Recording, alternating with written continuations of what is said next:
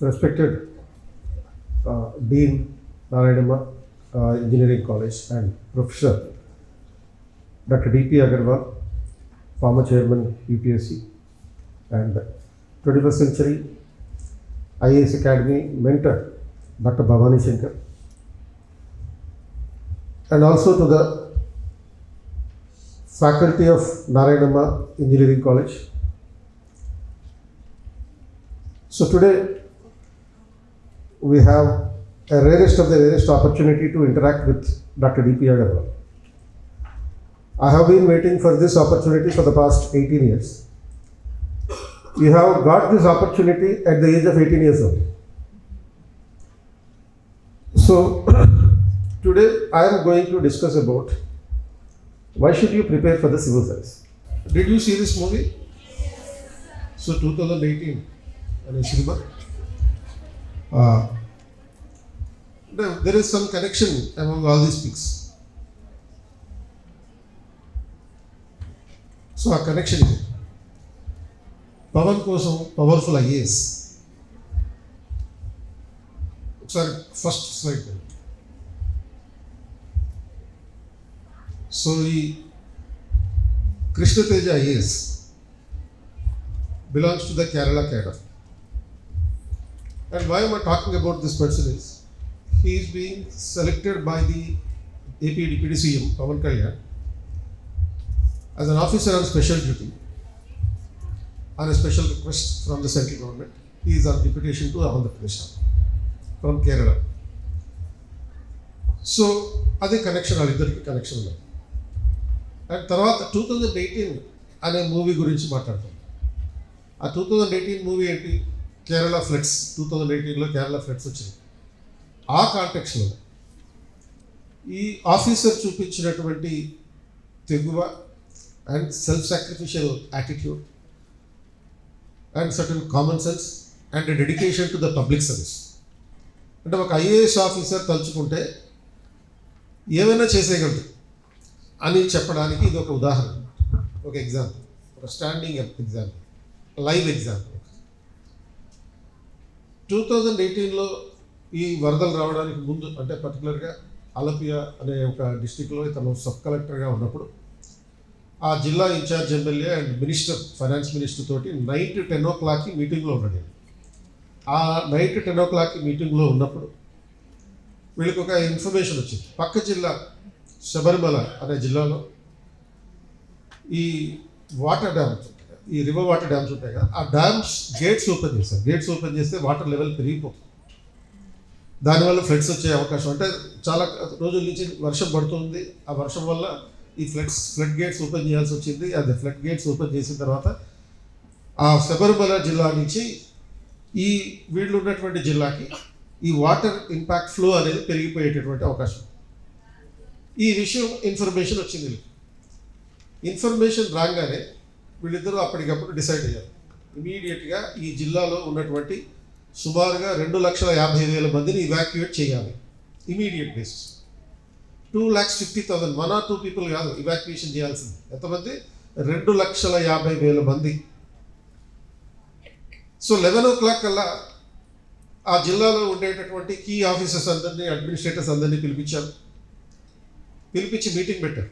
ఏది 11 o'clock అంటే morning ఇప్పుడు 11 కాదు, ఎప్పుడు నైట్ 11 o'clock. అందరూ అప్పటికి ఇంటికి వెళ్ళి పడుకుని ఉంటారు.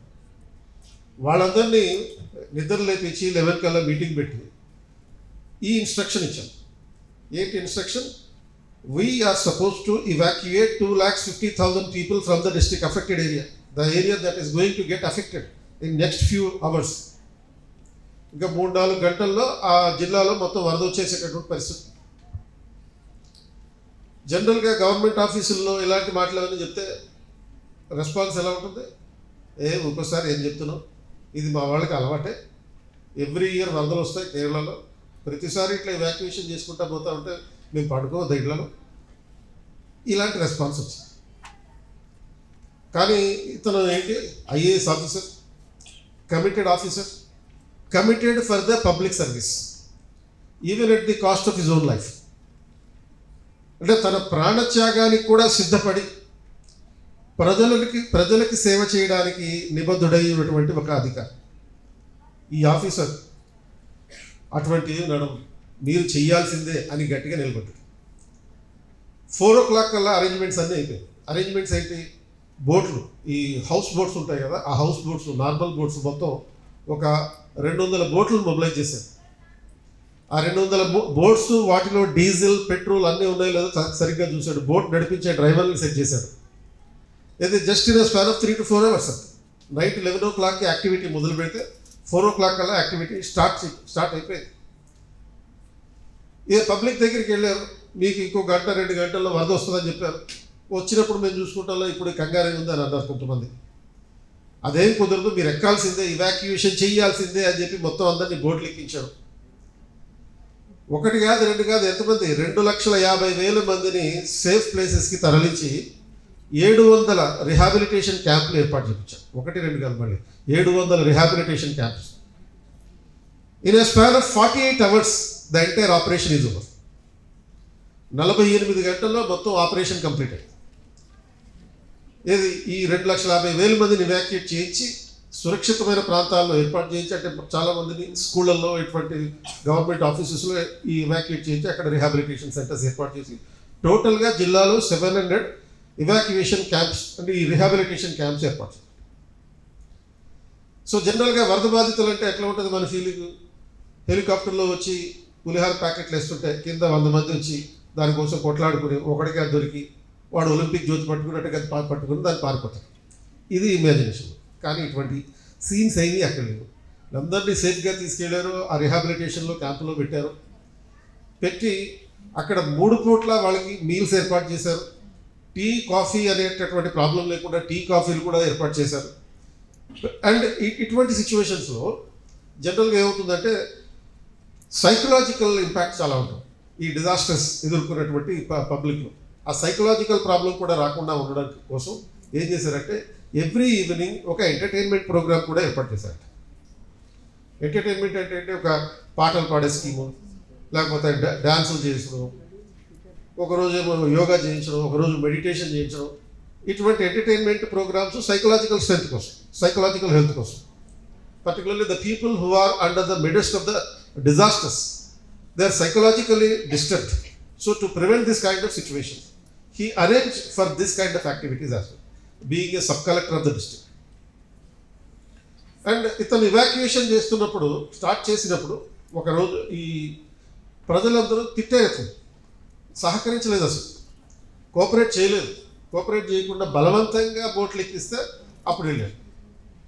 ఎందుకు ఇంత కంగారు పడుతున్నాడు అనవసరంగా. బట్ 48 hours తర్వాత ఎప్పుడైతే ఇవాక్యుయేషన్ ఆపరేషన్ కంప్లీట్ అయిందో, ఆ ఇవాక్యుయేషన్ ఆపరేషన్ కంప్లీట్ అయిన తర్వాత అయ్యే లోపల అప్పుడు వరద వచ్చింది. 4 feet హైట్, అంటే ఈ స్థాయి వరకు వరదలు వచ్చేసి ఆ నీళ్ళల్లో నిలబడి అతను ఇవాక్యుయేషన్ చేయించాడు. అలాంటి కమిట్మెంట్ తోటి ఒక సమాజంలో ఉండే మన మనుషుల్ని మనం రక్షించుకోవడం కోసం చేసినటువంటి ఒక ఆఫీసర్ కథ ఇది. అంటే మరి ఇలాంటి ఆఫీసర్ అవ్వాలంటే అది ఏమన్నా అసాధ్యమైన పని? అసాధ్యమైనది కాదు. మీలో ఒకరు ఎవరు? సంజనా సిన్హా. మీలో ఒకరు అక్కడ కూర్చున్న వాళ్ళే, అక్కడ కూర్చున్న అమ్మాయే ఈ రోజున ఐఏఎస్ ఆఫీసర్, ఒక జిల్లాలో ఒక కలెక్టర్గా పనిచేస్తూ. సో దీనికోసం అసాధ్యాలు ఏమీ చేయక్కర్లేదు, ఇంపాసిబిలిటీస్ ఏమి ఉండవు. నార్మల్గా ఇప్పుడు దాకా మీకు చూపించినట్టుగా, భవానీ శంకర్ సార్ చూపించినట్టుగా ఏం చేయాలి?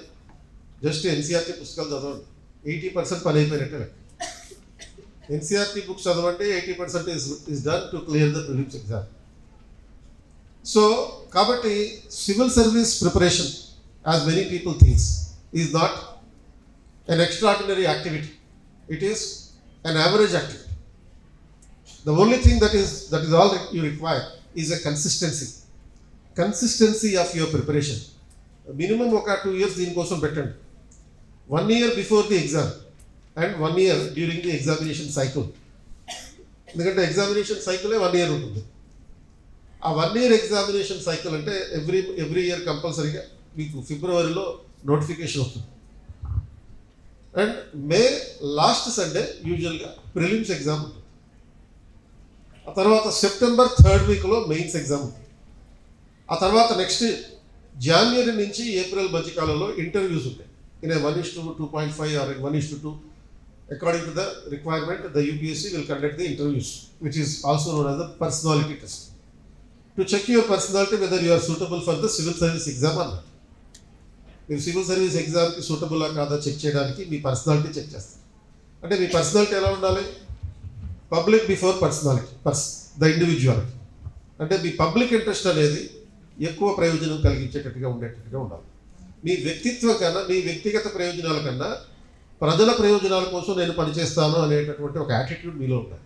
ఆ యాటిట్యూడ్ ఉన్నప్పుడు you are very much suitable to the civil service. The only thing that you require to do is you have to develop your social science knowledge, which you have forgotten in your 10th class. So 10th class అసలు మామూలుగా స్కూల్లోనే మనం social స్టడీస్కి 10% time ఇచ్చాం, 80% మార్కులు తెచ్చుకున్నాం. 80% time తోటి maths, physics, chemistry ఇటువంటివి చదివితే దాంట్లో 100 మార్కులు వచ్చాయి. అంటే 80% టైం పెట్టి నువ్వు మ్యాథ్స్ ప్రిపేర్ అయ్యావు, 10% ఏమో సోషల్ స్టడీస్ పెట్టావు, 10% ఏమో లాంగ్వేజెస్ పెట్టావు. మ్యాథ్స్లో 100 మార్క్స్ వచ్చినాయి, సోషల్లో 80 మార్క్స్ వచ్చినాయి. అంటే మరి రెండిట్లో దేంట్లో ఎక్కువ వచ్చినట్టు? ఓన్లీ 10% టైం పెట్టి 80 మార్క్స్ తెచ్చుకున్న దాంట్లో ఎక్కువ వచ్చినట్ట, 80% టైం పెట్టి 100 మార్క్స్ తెచ్చుకున్నదా మ్యాథమెటిక్స్ ఎక్కువ మార్కులు వచ్చినట్టు లెక్క. అంటే ప్రపోర్షనేట్గా సోషల్ స్టడీస్లో ఎక్కువ వచ్చింది. అంటే మీనింగ్ ఏంటి? It is easy to understand, it is easy to apply. So ఆ సోషల్ స్టడీస్ మీద ఫోకస్ చేయండి. 6th క్లాస్ నుంచి 10th క్లాస్ వరకు ఉండే ఎన్సీఆర్టీ సోషల్ స్టడీస్ బుక్స్ చదవండి. ఆ తర్వాత 11th క్లాసు 12th క్లాస్లో ఉండే political science, economics and geography, history and sociology, ఈ 5 పుస్తకాలు చదవండి. అంటే 5x2 first year and second year of 11th and 12th class. So 6th to 10th ఏమో social studies books, 11th and 12th political science, economics, history and geography and also sociology. ఇవి చదివితే చాలు, prelims clear. ఎందుకంటే 80% of the questions in the prelims are coming from the NCERT books only, for which you add the current affairs. That's all. So NCERT booksలో ఉండేటటువంటి అంశాలకి మీరు current affairs జోడించుకుంటే సరిపోతుంది. So for your benefit we are also thinking of organizing a civil service club for a regular preparation during your graduation level, because as I told you that it will require minimum 2 years of preparation. కాబట్టి మీరు graduation లెవెల్లోనే ఉండగా civil service పరీక్షల మీద అవగాహన కలిగితే, అంటే basic knowledge ఉంటాయి. As soon as you finish your graduation, you are ready to take the exam and you will be in a position to crack IAS in the first attempt, not taking so many attempts, only first attempt. మొట్టమొదటి ప్రయత్నంలోనే మీరు IAS సాధించడం జరిగింది. Imagine a situation where you have cracked IAS at the age of 22 or 23. ఎలా ఉంటుంది చూడండి, ఒకసారి imagine చేసుకుంటే. మీ ప్రిన్సిపల్ గారు, మీ డీన్ సార్ అందరూ మిమ్మల్ని కాలేజీకి పిలుస్తారు. అక్కడ కూర్చోవడానికి కాదు, ఇక్కడ కూర్చోబెట్టడానికి, మీకు సన్మానం చేయడానికి. మీ కాలేజీలోనే మీకు సన్మానం చేస్తే ఎంత గర్వంగా ఉంటుంది అది. How great it would be when you are respected by your teachers. చిన్నప్పటి నుంచి మనం ఏం నేర్చుకున్నాం? Respect your teachers. But this is the opportunity where your teachers will respect you. మీ టీచర్లే మిమ్మల్ని గౌరవించడం జరుగుతుంది, డెఫినెట్గా జరుగుతుంది. ఇది మీరు అది చేసి చూపించండి. అండ్ జనరల్గా మనం పేరెంట్స్ని గౌరవిస్తాం, అది నేర్చుకున్నాం. పేరెంట్స్ కూడా మిమ్మల్ని గౌరవిస్తారు. మీ వేలు విడిచిన మేనమామ 15 ఏళ్ల క్రితం ఏదో ఆస్తి తగాదాల్లో మీతో మాట్లాడటం మానేసి ఉంటాడు. మామయ్య అని పిలిచినా కానీ మాట్లాడడం మానేసి. కానీ నువ్వు IAS అయిన రోజున ఆ మామయ్య కూడా, అది జగన్ మామయ్య అయినా సరే, ఏ మామయ్య అయినా సరే, మీకు కాల్ చేసి పర్సనల్గా మీకు కంగ్రాచులేషన్ చెప్పకపోతే అప్పుడు నన్ను అడుగు. ఎక్కడ అడగాలి? నువ్వు ఎక్కడ నాకు తెలుస్తావు అని అనుకో. ఎక్కడో అడగాల్సిన అవసరం లేదు. RTC క్రాస్ రోడ్లోనే 21st Century IAS అకాడమీ ఉంది. RTC క్రాస్ రోడ్ తెలుసు కదా, సంజయ్ థియేటర్ ఉంటుంది. అక్కడ ఏ సినిమా వస్తుంది? దాంట్లో పుష్ప 2 సినిమా వస్తుంది. సో ఆ థియేటర్ పక్కనే 21st Century IAS అకాడమీ ఉంది. అక్కడికి వచ్చి నన్ను అడుగు నువ్వు కావాలి. ఇప్పుడు నేను చెప్పినటువంటి జరగకపోతే, ఏది జరగకపోయినా నన్ను అడుగు. అడిగితే నువ్వేం చేస్తావు? ఏం చేస్తావు అంటే ఏది జరిగేటట్టు చేస్తావు. నీకు ఐఏఎస్ వచ్చిన రోజున ఇందులో ఏది మిస్ అయినా సరే గుర్తుపెట్టుకో, ప్రతిదీ జరుగుతుంది. There is no deviation from it. I have been watching this kind of incidents for the past 21 years. This is the 21st year of the 21st century IAS Academy, established in 2023. So కాబట్టి మీరు civil service prepare అవ్వడం మీ వ్యక్తిగత ప్రయోజనాలకి ఏదో ఒక career కోసం అని కాకుండా సొసైటీకి ఏదైనా చేయాలి, సొసైటీలో కొన్ని అన్యాయాలు జరుగుతుంటాయి, అన్యాయాలు చూసినప్పుడు మీరు చాలా బాధపడుతుంటారు. మరి ఆ బాధ కేవలం బాధగా మిగిలిపోకుండా దాన్ని రెక్టిఫై చేసేటటువంటి ఒక యాటిట్యూడ్ మీలో డెవలప్ అవ్వాలి. ప్రతి ఒక్కళ్ళు సివిల్ సర్వీస్ ప్రిపేర్ అవ్వాలి.